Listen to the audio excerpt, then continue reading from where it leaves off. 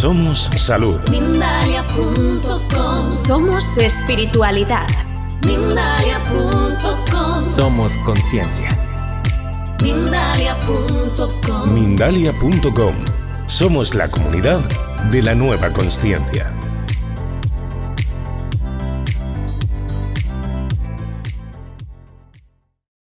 Pascuas lleva dedicándose a la terapia mejorando la calidad de vida de las personas desde hace más de 35 años. Ha creado su propio método innovador que nace de la síntesis de diferentes tradiciones y sus tratamientos como la kinesiología vibracional y holística, medicina tradicional china, eneagrama, bioenergética, psicoanálisis, naturopatía, flores de Bach, entre otras. Es licenciado en medicina tradicional china y se ha formado en psicología humanista y transpersonal, terapia gestal y spagírica, quiropraxia, osteopatía, homeopatía y reajuste postural. Es maestro de yoga y profesor de conciencia corporal y kinesiología. Te dejo el chichipún y todo tuyo. Muy bien. Pasa ya para que se calle la máquina. Muy bien. Gracias, Nois. Bueno, pues muy buenos días. Estoy un poquito tomado de la voz, pero yo creo que conseguiré que me escuchéis, ¿vale? ¿La subo más? Vale. Bueno, pues como ha dicho Silvia, yo empecé con 19 años, no me cuesta nada decirlo, por recomendación psiquiátrica, a practicar yoga. Y desde ahí pues entré en un proceso de búsqueda personal que me llevó indirectamente, un poco como el Emili, a tratar de transmitir lo que yo había encontrado en mí mismo. Y de alguna manera pues esta búsqueda me llevó por infinidad de técnicas, terapias, homeopatía, osteopatía y no sé cuántas tías más, hasta día de hoy. Entonces, esa búsqueda personal que se fue convirtiendo en una búsqueda humana, grupal, en una búsqueda espiritual, en una búsqueda del alma, fueron pasando los tiempos y en un principio, a partir de una experiencia personal con mi hijo, el mayor, conecto con algo que de alguna manera intuía que tenía que estar por ahí, que es la kinesiología. Kinesiología, para quien no conozca, un poco como base general, es un diálogo, un feedback directo con el ser, con la vida, con el alma, a través del sistema muscular neuronal, ¿sí? Y entonces esto permite un diálogo a tiempo real, en el que de alguna manera sería como si estuviésemos trabajando con un ordenador, en el que, como todos sabemos, pues hay un banco de tecleo, hay un ratón, hay una pantalla, pero todo eso es obsoleto si no tiene un disco duro, si no tiene una memoria, que hoy en día se ha ampliado hasta una gran memoria externa, que es un perfecto símil, además de lo que acontece en todos nosotros, ¿sí? Porque verdaderamente yo no tengo la mente, yo no tengo la conciencia, es más, yo no tengo la vida, ¿sí? Yo no, es que yo tengo, y yo con mi vida hago, sobre todo a ciertas edades, ¿verdad? Poco a poco uno se da cuenta de que uno no tiene la vida le tiene a uno, ¿sí? Y nosotros no somos nada más que una expresión de ese algo que llamamos vida y que como mucho podemos experimentarla, ¿sí? Bien. Entonces, de paso, aprovecho para dar dos premisas fundamentales. Muchas veces hay mucha gente que me dice, es que yo no sé para qué estoy aquí, ¿sí? Y yo digo, pues es muy sencillo. Básicamente estamos para dos cosas. Una es experimentar y dos es disfrutar. Nada más. Entonces experimento la vida de fuera hacia adentro, ¿sí? Y disfruto, que es dar frutos de lo que he tomado. Básicamente en eso se resume la vida. Todo lo demás es circunstancial de lugar, ¿sí? o circunstancial relacional, o circunstancial afectivo, como cada cual lo quiera llamar, ¿sí? O un conjunto de todo ello, ¿sí? Bien, entonces, partiendo de esta idea, si nos damos cuenta, en la medida en la que yo no tengo la vida, sino que la vida me tiene a mí, a la vida le da igual, porque es vida, ¿sí? Entonces a la vida le da lo mismo ser abrazo, risa, llanto, ¿sí? Placer, orgasmo, dolor, sufrimiento, grano en el culo, tumor, ¿sí? A la vida le da igual, porque es vida, ¿sí? A los que no nos va a dar igual va a ser a nosotros, ¿sí? Entonces, cuando yo me propongo, más consciente, más inconscientemente, reprimir la vida, como estaba diciendo Emily, emoción viene de emotion, energía en movimiento, ¿sí? Cuando la energía queda estancada y deja de moverse, pues la vida no se está moviendo, no se está expresando, ¿sí? Y vemos cómo muchas veces cuando cogemos un globo, ¿sí? Yo trato de apretarlo y de que no salga por aquí y sale por allá, ¿sí? Entonces tú puedes tratar de bloquear la vida como te dé la gana, que la vida se va a buscar la vida, nunca mejor dicho, ¿sí? Y entonces habitualmente decimos, es que yo no entiendo por qué me pasa esto. Parece como que me ha caído una maldición, ¿sí? Y yo digo, no, el problema no es una maldición, es una maldicción, ¿sí? Porque cuando digo mal, manifiesto mal. ¿Me explico? Bien. Entonces, no me voy a extender ahora por aquí, quiero ir a 4 detallitos básicos para luego meternos en faena, ¿sí?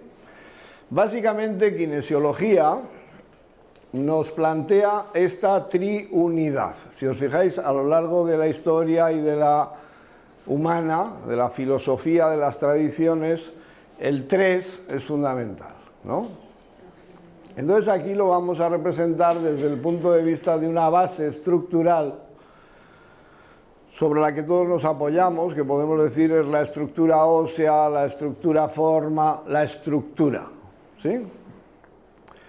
Hay otra parte, otro lado de esta triunidad, que es el concepto, diríamos, nutricional, bioquímico, intercambio, ¿sí? De partículas, de moléculas, ¿sí? Y por último tendríamos la parte mental, emocional, espiritual, ¿sí? Emocional en cuanto a energía en movimiento, que ya la tenemos ahí, básicamente. Yo quiero que me entendáis una cosa rápidamente. Si yo voy caminando, he dejado mi coche y he ido de compras, y caminando me tuerzo un tobillo, ¿sí? Inmediatamente produzco una lesión estructural, ¿sí?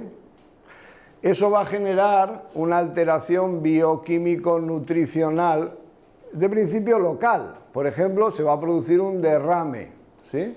Y con ello un dolor, y con ello voy a establecer una posición antiálgica, y entonces es muy probable que se me ponga el pie de aquella manera, llegue a casa y al día siguiente yo tenga que pedir la baja, porque me he hecho un desgarro importante, ¿sí? Entonces igual me tengo que tirar una semana, un mes de baja, ¿sí? Entonces ya me siento mal y encima me siguen llegando las facturas y encima mi señora me tiene que traer el agua y me tiene que no sé qué y que no sé cuál y empieza a haber roces y fricciones, ya sabemos todos de eso, ¿verdad? ¿Sí? Y entonces yo acabo con una depresión de la caraja, ¿sí? Claro, probablemente yo puedo tomar antidepresivos, puedo ponerme una pomadita, pero mientras no solucione mi problema mecánico, no habrá solución, ¿sí? Entonces ya estamos entrando en el concepto del efecto y de la causa. Y toda causa tiene un efecto y todo efecto tiene su causa. Por lo tanto, este juego nos permite viajar para ver dónde empiezan las cosas y tratar de ir a los orígenes, para no trabajar en los efectos, ¿sí? Porque podríamos decirlo a la inversa. Yo puedo haber tenido un disgusto brutal, ¿sí? Porque me ha dejado mi señora, ¿sí? Porque encima me ha llegado un pago de Hacienda de la caraja, ¿sí? Y eso ya me tiene totalmente alterado y me tiene amargado y se me hacen ácidos en el estómago y voy al banco a solucionar y salgo con un estrés de la caraja y no me fijo y entonces me tuerzo el tobillo, ¿sí? Entonces probablemente no podré solucionar mi problema de tobillo hasta que no solucione mi tristeza, mi rabia, mi no sé qué. ¿Hasta aquí estamos? ¿Sí? Vale. ¿Esto cómo va? Este. Perfecto, perfecto. Bien, siguiendo un poco por donde iba Emily antes, y hablando de emociones, sumamos a lo anterior esta perspectiva de la medicina tradicional china. Fijaros que hemos saltado del 3 al 5, me he saltado yo un poco el 4 también, y el 2 y el 1, pero bueno, ¿sí? Entonces el 5 nos da esta perspectiva del ser humano como portador de 5 elementos de los que forma parte, porque todos estos 5 elementos ya están ahí, ¿sí? Nosotros solamente formamos parte de. Entonces, en esta visión vemos cómo cada elemento representa unos circuitos, unos campos electromagnéticos que van a representar de alguna manera la electricidad, la emoción que nutre, que dinamiza, que moviliza determinados órganos que llamamos físico-celulares, ¿sí? Entonces vemos como la madera, por ejemplo, pues tiene que ver con el hígado y la vesícula biliar, como decía Emily, pues tiene que ver un poquito, dicen, con la rabia y este tipo de cosas. El fuego. Este es interesante, de cara a algo que voy a contar luego también, porque vemos que todos los demás tienen 2, ¿sí? La tierra, el bazopáncreas y el estómago, el metal, el pulmón y el intestino grueso, el agua, el riñón y la vejiga, la madera, el hígado y la vesícula biliar, y nos encontramos con el fuego, ese del que hablaba él hace un momento, con la respiración, que tiene 4. En realidad la tradición dice que no, ¿sí? Estos son un poco como pegados, ya que básicamente serían corazón e intestino delgado, y estos 2 son muy interesantes porque representan las raíces del árbol que somos, ¿sí? Entonces tendríamos el maestro de corazón, que también llamamos pericardio, miocardio, circulación, sexo, que sería como la raíz que va al suelo, la raíz de lo biológico, celular, orgánico, ¿sí? La especie, todo eso que traemos, que somos, ¿sí? Y el triple calentador, tiroides, regulación endocrina, metabólica, bla, bla, bla, bla, bla, sería la raíz del cielo, la raíz que nos comunica con todo el proceso más ancestral, creencial, ¿sí? Espiritual, alma, consciencia, ¿sí? Aunque no quiere decir que no hay consciencia en lo biológico orgánico, ¿sí? Bien, entonces, como decíamos, todo esto puede ser susceptible de ser alterado, bloqueado, porque la emoción es la energía en movimiento. Si la energía no se mueve, se bloquea. Si se bloquea, se concentra, ¿sí? Se para, se somatiza, ¿sí? Bien, entonces, tiro un poquito más hacia adelante. Vemos el concepto de la tradición hindú, vamos mezclando un poquito cosas, ¿eh? Porque después de 40 y pico años, pues uno se va dando cuenta de que, como decía Mili también, pues uno tiene una idea, pero luego aparece otra, y luego aparece otra, y luego aparece otra. Entonces yo empecé siendo muy estructuralista, hice osteopatía, bueno, empecé con el masaje, osteopatía, quiropraxia, y luego te das cuenta de que, claro, tú puedes desbloquear a un individuo 7, 15 veces, 20 y toda la vida, ¿no? Pero te das cuenta de que hay unas tendencias que reinciden en unos sectores y entonces empiezas a ver a la persona como un edificio. Y entonces empiezas a pensar que los cimientos los tiene un poquito corridos y entonces hay que reestructurarlo, ¿no? Porque si no, pues vas a hacer craca y a los 4 días te vuelve igual y así sucesivamente. Entonces nace todo el concepto de la relación, voy a decir, psicoemocional postural. ¿Sí? Entonces me meto en todas esas líneas, patatín patatán, que si Feldenkrais, que si la autonía, que si el antigimnasia, patatín patatón. Y como os decía antes, llega un momento en el que aparece la kinesiología que me permite ir uniendo otras visiones y otros conceptos. De ahí que estoy mezclando ya pues un poquito de cosas, ¿no? Entonces, como de entrada parto del yoga, el concepto de los chakras, centros de energía, ruedas de fuerza, como cada cual quiera llamar, básicamente es interesante que entendamos que nosotros recibimos energía del sol, de la alimentación, del aire, de un abrazo, de una palabra. Todo lo que llega a nosotros es energía. Pero todo lo que nosotros expresamos es fuerza, que el otro va a recibir como energía. ¿Sí? Y este matiz es interesante porque esto son centros de transformación.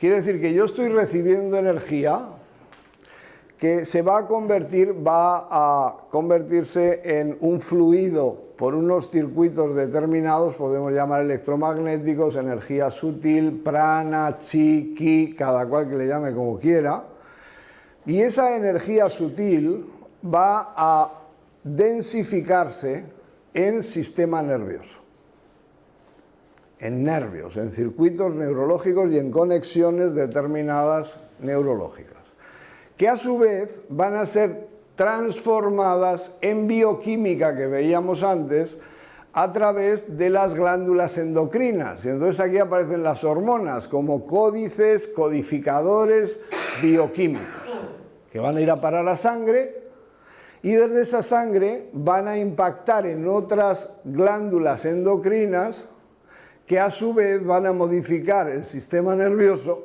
que a su vez van a activar unos circuitos sutiles que a su vez van a expresar fuerza. Todo este proceso de transformación está representado por un chakra. Entonces cada chakra también tiene que ver con un nivel de conciencia, con unos órganos, con unas glándulas. ¿Estamos? ¿Sí? Bien. Entonces me voy un poquito más allá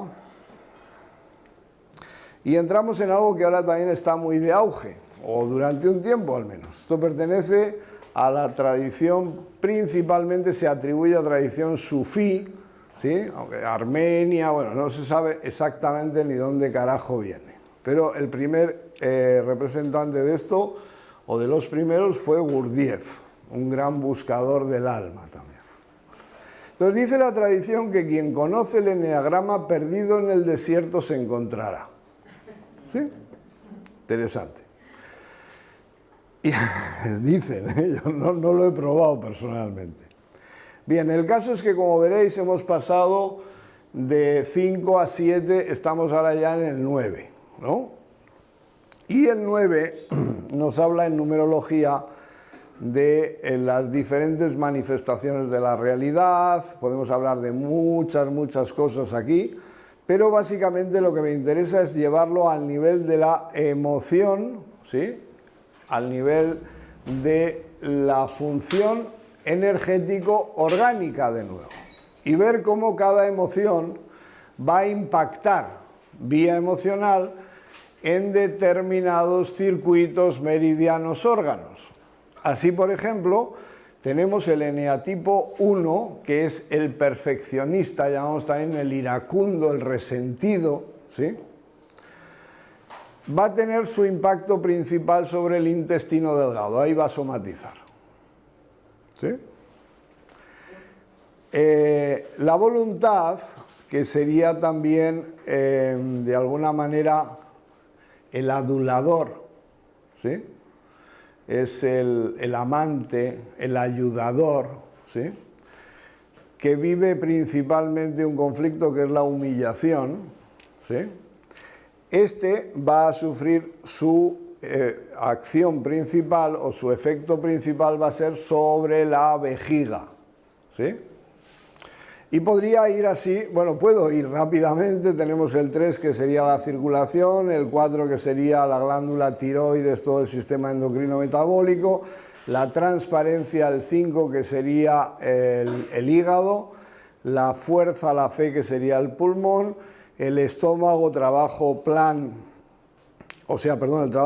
sería el estómago, la verdad sería el bazo y el 9, el amor, sería el corazón, ¿sí? Aquí podemos verlo desde muchos puntos de vista, podemos verlo desde un punto de vista espiritual, desde un punto de vista creencial, desde un punto de vista emocional y desde no sé cuántos puntos de vista más, ¿sí? Pero lo interesante es que todo esto nos va a concordar también, te dejo, haz la foto.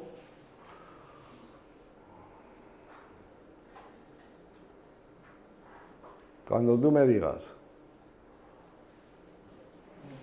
Bien, y pasamos a la visión hebrea, cabalística, judía, como queramos llamar, Jesús, donde ya hemos pasado a 10, incluso a 11, ¿sí?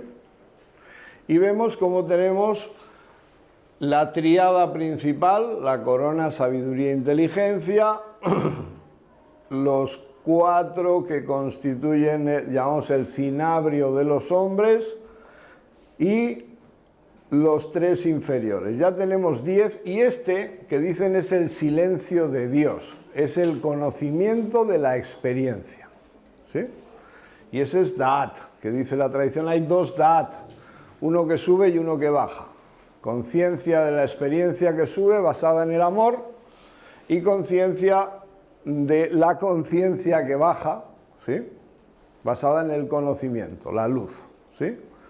Bien, a su vez cada uno de estos tiene que ver con determinados órganos y tiene que ver con determinadas articulaciones y tiene que ver con determinadas emociones. Es más, dice la tradición que cada uno de ellos es una vasija en la que vamos a guardar o van a estar ahí almacenados pensamientos, sentimientos y acciones, ¿sí? Y que cada uno de ellos tiene su parte or, que dicen ellos, su parte luz, y cada uno de ellos tiene su parte oscuridad. Bien. Entonces lo interesante de cara a nuestra cultura, y que no se nos olvide que a veces se nos llena la boca, algunos más y otros menos, con el hecho de sentirnos occidentales, ¿sí? Y nosotros tenemos una conciencia occidental y una educación occidental y nosotros, ¿no? ¿Y esto qué es? Aparte de una comparación, ¿qué es? ¿No? Y no nos damos cuenta de que esto es el bagaje fluyente de siglos y siglos de vivencia, experiencia, conciencia, emoción, sentimiento, pensamiento, que mínimo es la convergencia de una línea que viene, podríamos decir, perso-egipcia, judía, cristiana, islámica, ¡pum!, ¿sí? Y por otro lado, greco-romana, germánica, celta, ¡pum! Y hacemos así, ras. Y aquí tenemos esta famosa civilización, pensamiento occidental, ¿sí?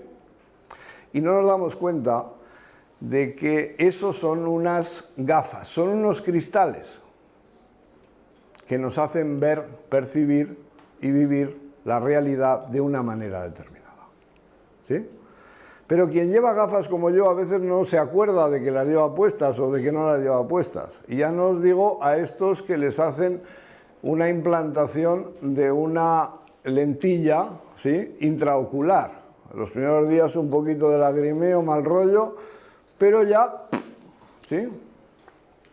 Pues imaginaros todos nosotros que vamos con estas lentes metidas a fuego, lento, tradición, más tradición, más tradición, ¿sí? Entonces esto nos hace entender y ver la realidad de una manera. Entonces básicamente podemos ver cómo las viejas tradiciones también nos hablan de las constelaciones, de las influencias. ¿Por qué? Porque formamos parte de una totalidad. Cuando antes alguien ha preguntado por ahí de cuántica, y yo digo, ¿qué es cuántica? Porque está muy de moda, ¿no? ¿Pero qué es cuántica? ¿No? Pues cuántica es simplemente la evidencia de que somos pura energía. Ni más ni menos. Y esto ya lo venían diciendo todas las tradiciones desde hace no sé cuántos siglos. O sea, no es nada nuevo, ¿sí? Que somos luz, no es nada nuevo, ¿sí? Que por lo tanto somos información, no es nada nuevo. Que somos consciencia, no es nada nuevo. Que la materia es una densificación y una ralentización de la luz, no es nada nuevo, ¿sí? Por lo tanto, es evidente que una vez de que estamos concentrados, supuesto misterio de la caída, bla, bla, bla, bla, bla, bla, bla, ¿a qué hemos venido entonces? Pues a sutilizarnos, a volver a ser luz. Por eso os he dicho antes, básicamente experimentar y después dar frutos, ¿sí? Entonces, dar frutos es un acto consciente, es un acto voluntario. Disfrutar es dar frutos, recalco, ¿sí? No tiene nada que ver con nada más, ¿sí? Entonces, el hecho de que en el momento en el que a mí me sacan la primera foto, no sé de dónde, yo estuviese en un lugar o estuviese en otro a una hora o a otra, pues va a marcar de alguna manera las influencias de ese cosmos, de esas emanaciones que vienen de Marte, de Júpiter y de agosto, julio y mayo, ¿sí? ¿Me explico? Entonces, de alguna manera esto es una impronta y de alguna manera todas las tradiciones, véase alquimia, véase hoy en día astrología médica, pues vemos que hay una serie de impactos que ya nos están contando cosas determinadas de un individuo en función simplemente de su fecha de nacimiento. Pero esto mismo ya lo hicieron los persas, los hindús, los chinos, los mayas, con una matemática brutal, ¿sí? Y todo eso resulta que es una representación en mí, porque yo soy el microcosmos y soy una representación que forma parte de un macrocosmos, ¿sí? Entonces todo lo que pasa en mí repercute en todo, en todos vosotros, y todo lo que pasa en todos vosotros repercute en mí. Entonces hoy en día se nos llena la boca de nuevo con palabritas, y a mí me hace mucha gracia cuando dice la gente, no, es que hay que practicar la ecología, ¿no? Hay que ser ecológico. Y yo digo, espera, vamos a pararnos. ¿Y qué quiere decir esto? ¿No? Dice, no, pues que hay que ocuparse de las plantas, del planeta. Y yo, ya, vale. Bien, entonces resulta que ecología viene de dos raíces, que son logia, conocimiento, y la otra es eco, ¿sí? Entonces se supone que ecología es el conocimiento del eco, ¿sí? Bien, me parece entonces que uno de los primeros grandes ecologistas del planeta fue Jesucristo, porque dijo como a ti mismo, dijo a Dios, al prójimo como a ti mismo. Pasa que esto nos lo han dicho tan bajito que no nos hemos enterado de lo que quería decir, ¿sí? A Dios, eso es grande, ¿sí? Al prójimo, bien, ¿sí? Y eso es, y si queda algo, ¿sí? Yo al contrario digo, y no me importa decirlo así de soez, que hay que dar el amor que cagarías. Sí, según suena. El que te sobra, el que te haría daño dentro, ese es el que hay que dar. ¿Sí?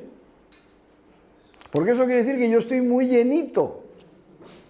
¿sí? Y entonces yo no lo voy a hacer ni por ti, ni por Dios, ni por la naturaleza, lo voy a hacer por mí, que esa es la referencia fundamental. Porque seguimos cayendo en el error de decir, no, es que yo lo hago todo por mis hijos, yo lo hago todo por los demás. Y no te engañes más. Empieza por ahí, no te engañes más. Tú no haces nada por nadie ni para nadie que no sea para ti.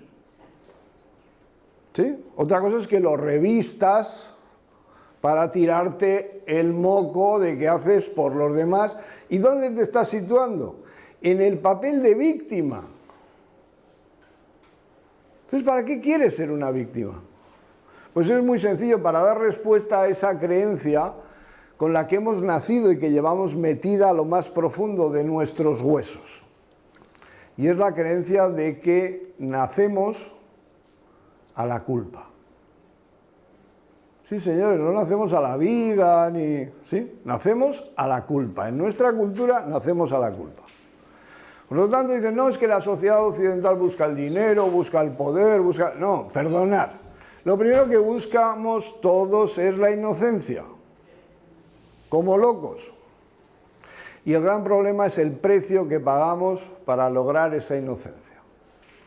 Es un precio terrible. ¿Sí? Porque es la necesidad de construirnos enemigos, verdugos, diablos, ¿sí? Que nos permitan por unos instantes ser víctimas.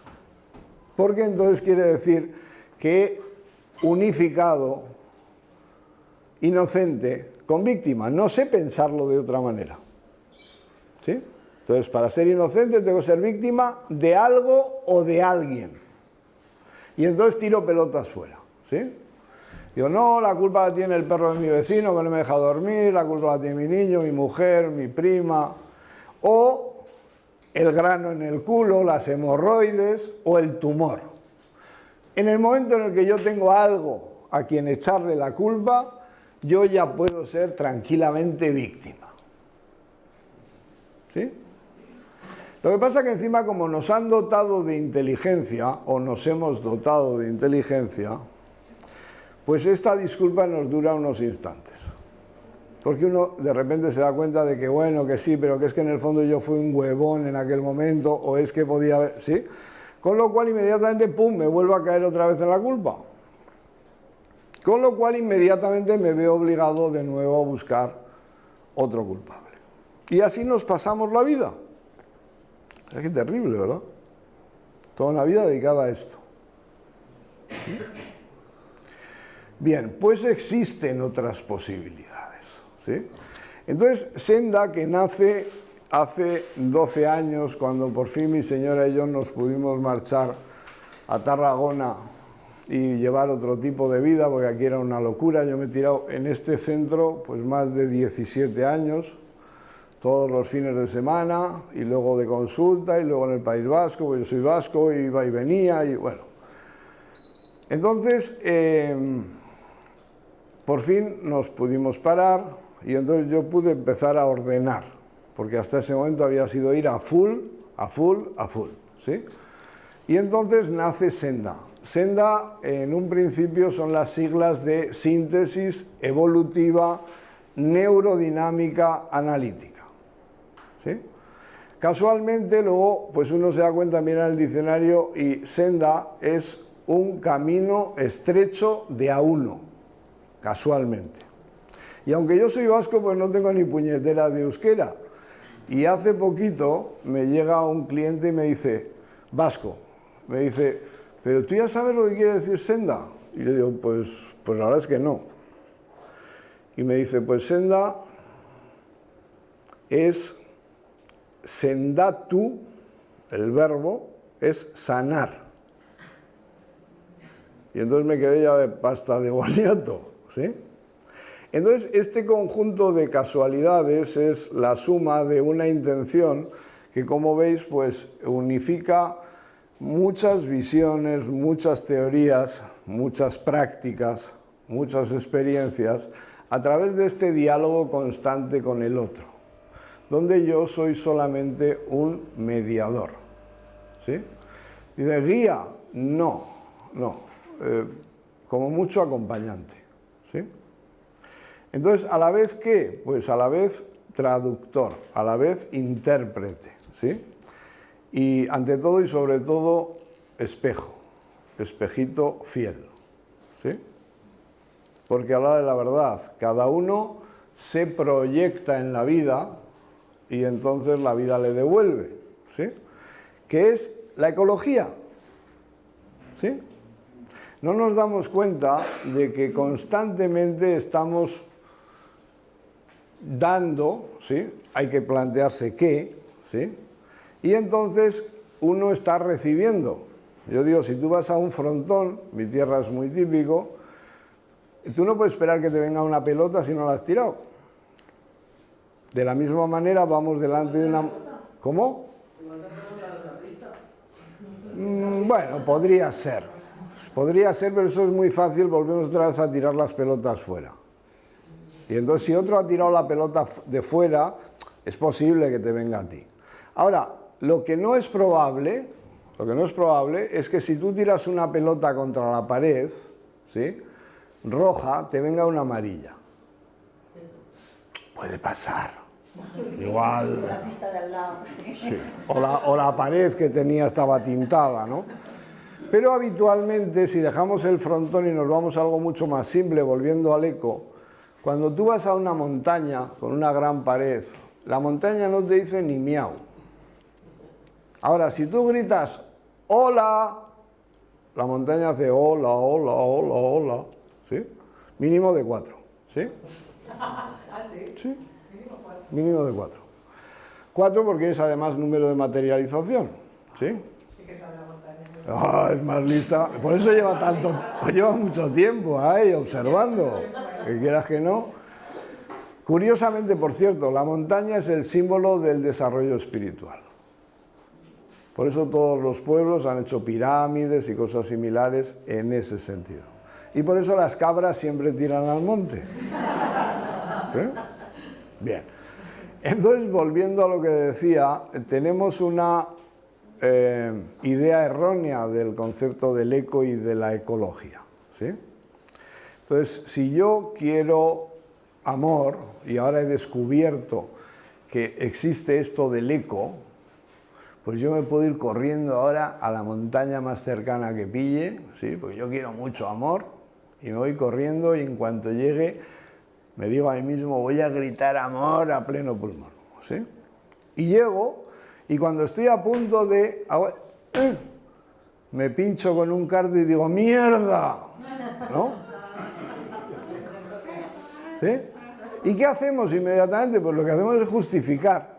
No, que yo quería decir que es que se me ha escapado, que sé cómo me he pinchado, ¿no? Y yo digo, déjate de tonterías. Inmediatamente que hayas dicho mierda, grita amor.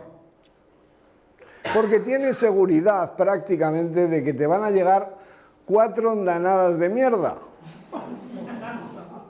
Pero prácticamente seguro que te llegarán 4 de amor. Y hasta es probable que alguna de mierda se pierda por el camino, porque haya chocado con las de amor que iban. ¿Me explico? Bien.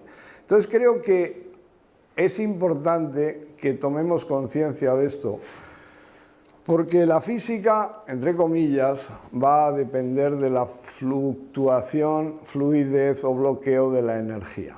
La energía depende de la emoción y con ello de la expresión mayor, menor o totalmente inhibida que yo doy, ¿sí? Y esa expresión mayor o menor de mis emociones, mis sentimientos, mis afectos, porque que quede bien claro también que los afectos afectan, ¿eh? Por si no nos habíamos dado cuenta, ¿sí? Entonces, como los afectos afectan, y muchas veces, como bien decía Emily, los llevamos cargados, ¿sí? Pues resulta que estos afectos, estas emociones, van a depender de nuestras creencias, ¿sí? Y entonces, yo creo, ¿sí? Es muy fuerte, ¿sí? Porque hoy en día, en base a la cuántica y demás, Hoy en día ya, lo han dicho todas las tradiciones desde hace no sé cuántos siglos, pero ahora parece como que ya es oficial, ¿sí?, que el objetivador, ¿sí?, o la realidad depende del objetivador que la objetiva, ¿sí? Lo cual quiere decir que lo que yo veo es lo que yo miro. Porque si no lo miro, no lo veo. Es así de simple, ¿veis? Claro, entonces, ¿qué ocurre? Que yo miro lo que yo creo que existe. Porque si yo no creo que existe, no lo miro. Y si no lo miro, no lo veo. Bueno, o cualquier cosa. De momento, digamos, la realidad, el objeto. Depende del objetivador, hemos dicho, ¿sí? Uno ve, espera, no, si por eso voy, ahí donde iba. Entonces, verdaderamente uno ve lo que cree que existe, vuelvo a repetir, ¿sí?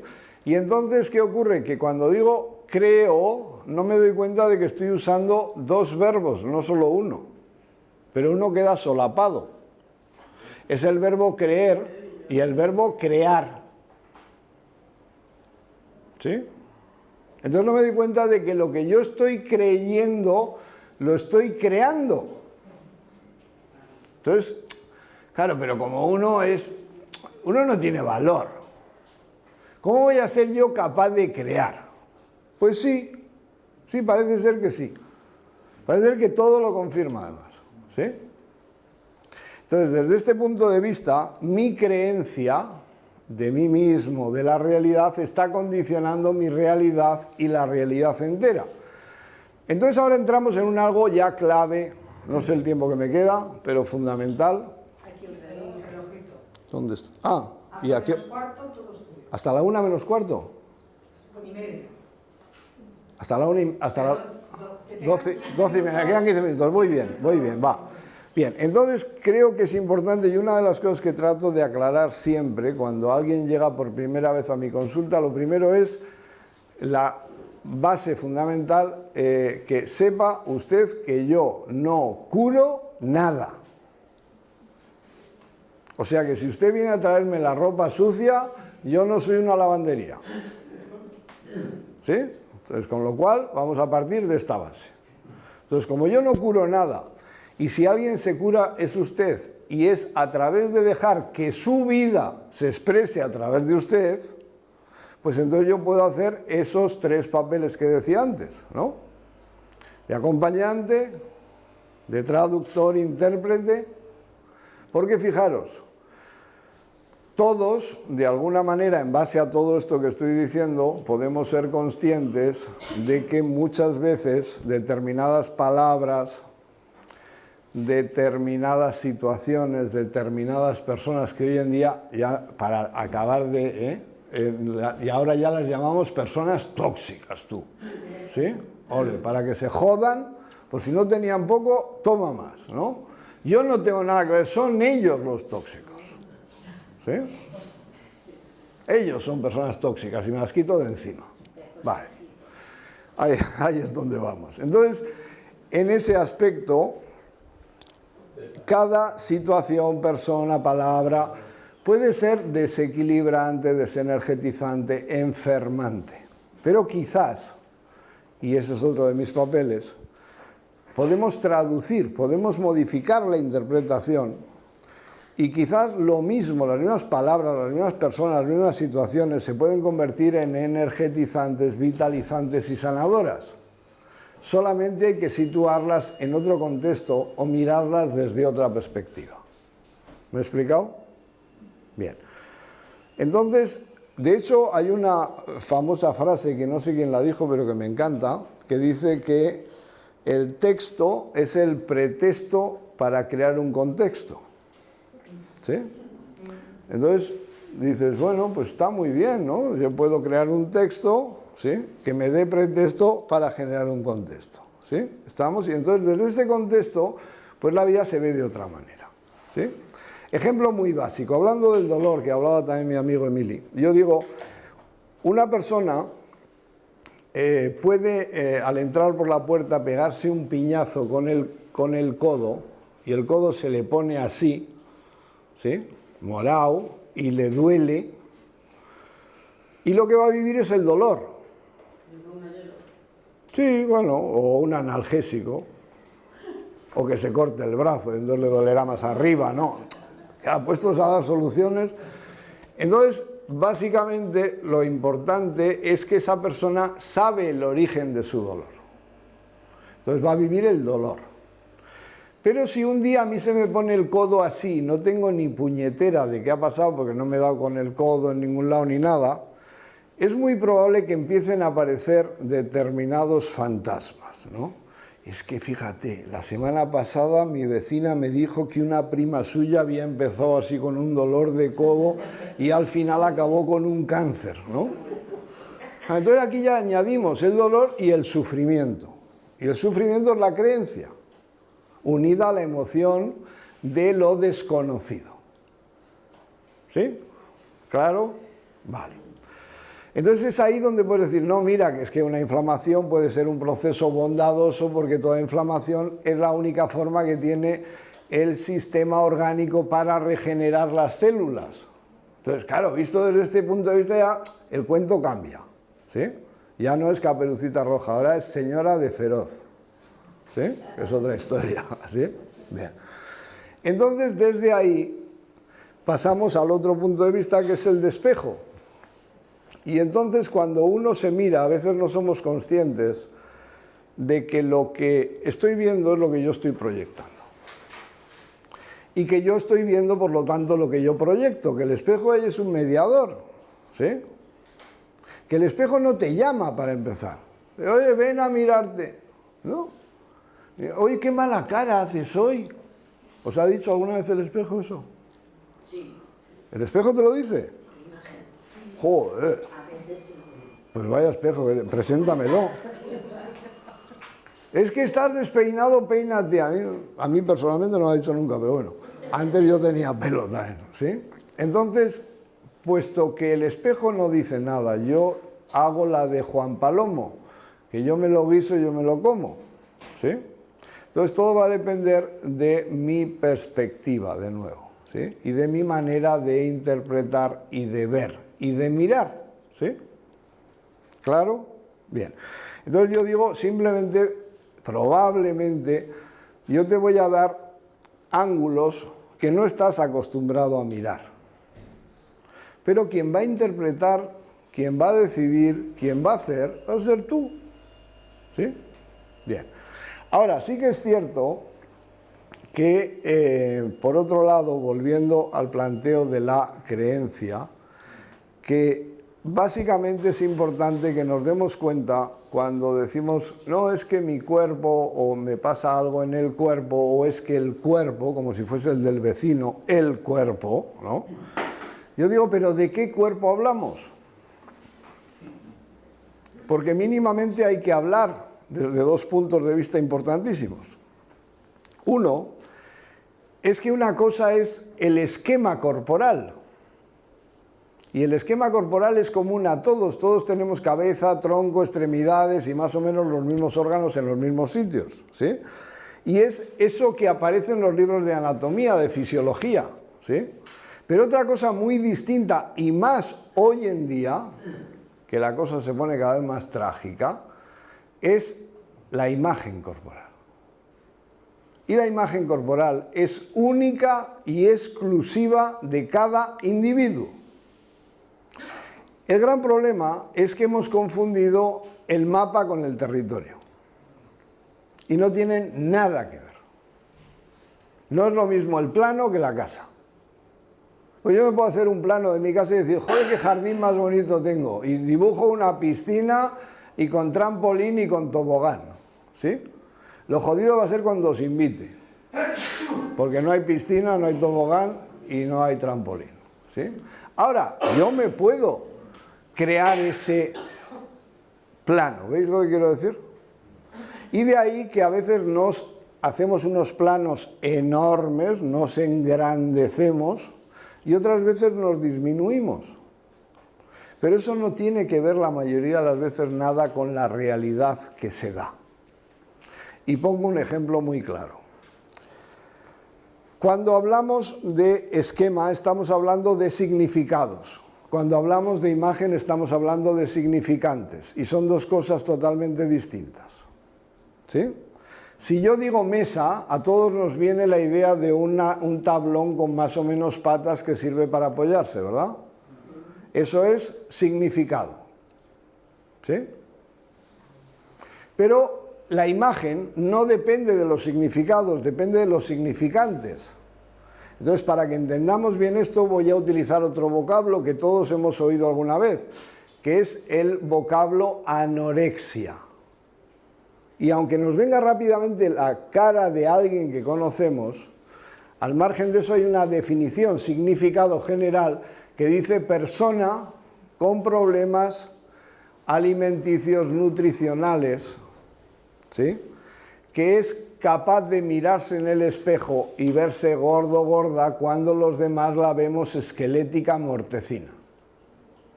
Entonces la primera pregunta es, ¿cómo es posible esto? ¿Cómo es posible esto, verdad? Pues muy sencillo, porque nosotros no podemos ver nada más que su esquema, pero ella no puede ver nada más que su imagen. Igual que con el eco, ella proyecta sobre el espejo su imagen. ¿Sí?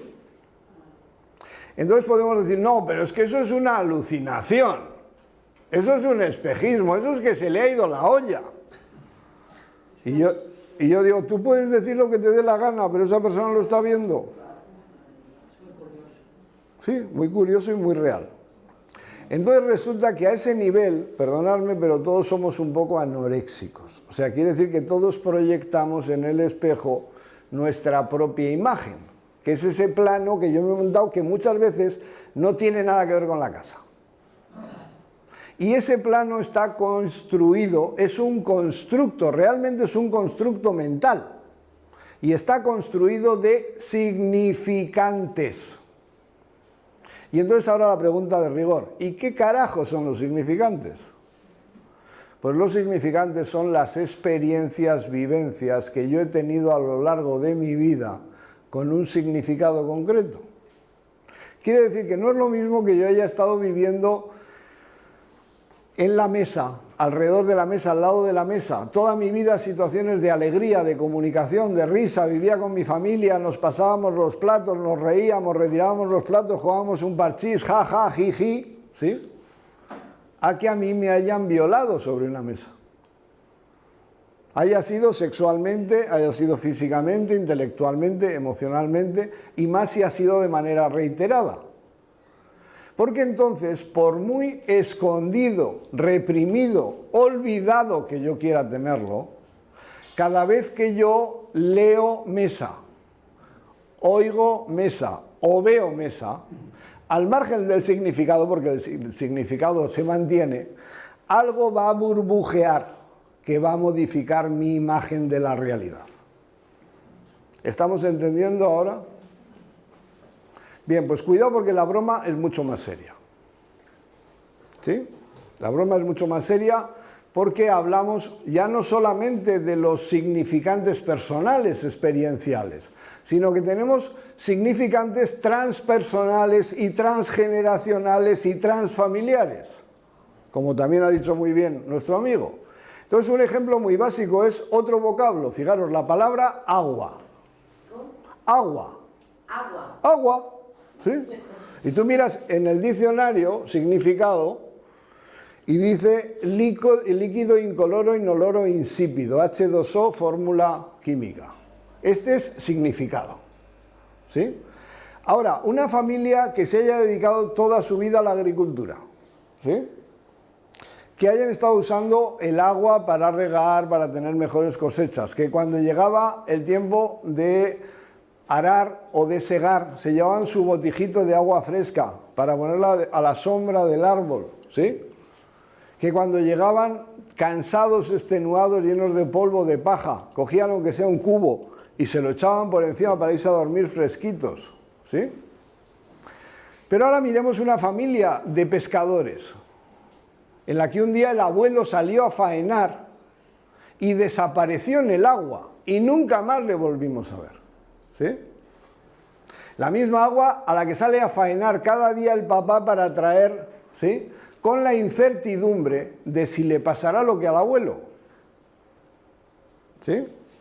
Bien. Entonces, ahora en el verano, la mamá pescadora y la mamá agricultora llevan a sus niños al borde de la piscina, ¿sí?, y le dicen: ala, cariño, métete en el agua.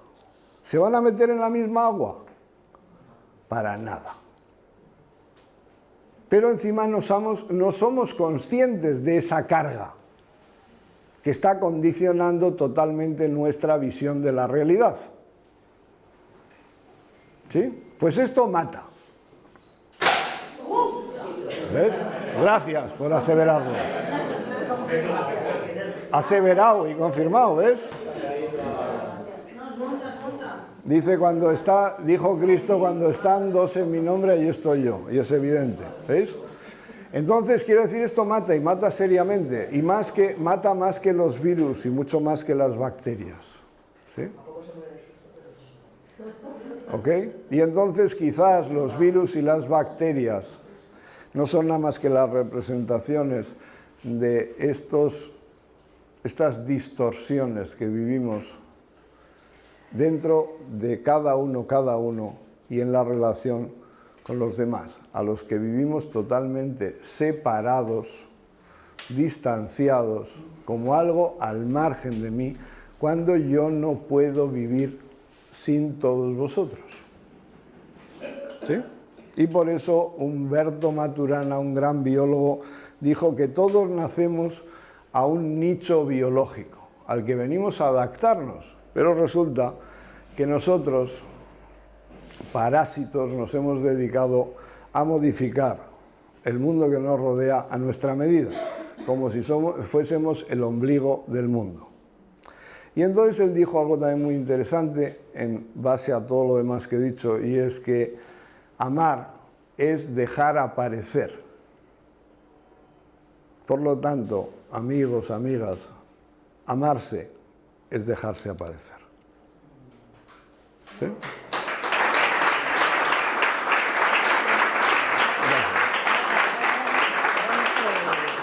Quiero acabar solamente con un pequeño ejercicio muy básico que pertenece a un concepto que se llama sintergética, ¿sí? Sintergética. Entonces, pertenece a una técnica que se llama sintergética, ¿sí? Y este ejercicio es muy básico. Simplemente vamos a cruzar los dos pulgares, ¿sí?, y vamos a situarlos en lo que llamaríamos los puntos 1 de pulmón, ¿sí? Y vamos a imaginar que somos una mariposa, un colibrí que aletea sobre esos puntos, ¿sí? Así, coge así, así. Cruza uno y otro. Mírame. Efectivamente, ahí, muy bien. Ahí, y ahora, eso es, y trae las manos ahí, ¿sí? ¿Ok? ¿Sí? Y entonces vamos golpeteando y nos vamos a hacer 3 afirmaciones básicas. Luego las podéis engordar con lo que queráis, ¿sí? Pero estas 3 afirmaciones básicas yo recomiendo cada mañanita esto, un ratito va genial, ¿sí? Entonces digo: yo soy voluntad y poder. Yo soy amor, sabiduría. Yo soy inteligencia y adaptabilidad. ¿Sí? Que luego queréis poner: soy el más alto, el más rubio, el de los ojos más azules. También. Pero básicamente yo soy voluntad y poder. Yo soy amor, sabiduría. Y yo soy inteligencia y adaptabilidad. Eso es, ¿sí? Bueno, pues ahora sí, muy buenos días, Om Shanti, paz, fuerza y gracia.